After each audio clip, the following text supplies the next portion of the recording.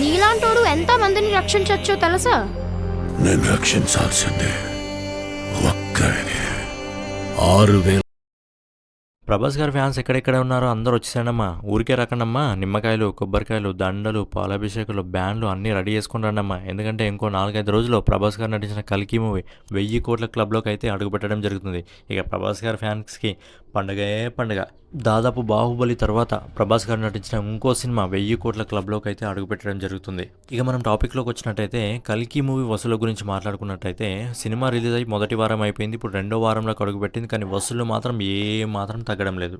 Cinema release అయ్యి నిన్నటికి 8 రోజులు కంప్లీట్ చేసుకోవడం జరిగింది. ఈ రోజు 9 రోజు. 8 రోజుల కలెక్షన్ ఎంత, ఈ 9 రోజు ఎస్టిమేటెడ్ కలెక్షన్ ఎంత ఒకసారి మనం మాట్లాడుకున్నట్టయితే రెబల్ స్టార్ ప్రభాస్ గారు నటించిన కల్కి సినిమా మొదటి 3 రోజుల్లో ప్రపంచవ్యాప్తంగా 415 కోట్ల గ్రాస్ను అయితే వసూలు చేయడం జరిగింది. తర్వాత 6 రోజులకు 700 కోట్ల గ్రాస్ను అయితే వసూలు చేయడం జరిగింది.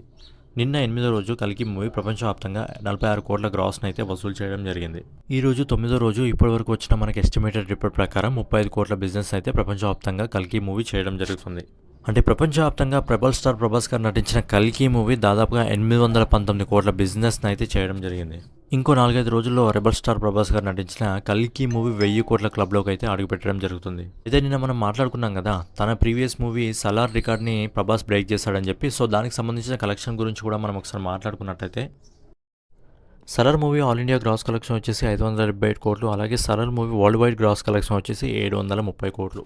సో ప్రభాస్ కల్కితో తన రికార్డ్ని తానే బ్రేక్ చేయడం జరిగింది. సో ఇదన్నమాట ప్రభాస్ గారు నటించిన కల్కి మూవీకి సంబంధించిన 9 రోజుల వరల్డ్ వైడ్ కలెక్షన్. ఇప్పుడు వీడియోలో మళ్ళీ కలుసుకుందాం. If you like the video please do like and subscribe. జై హింద్, జై భారత్, నమస్తే.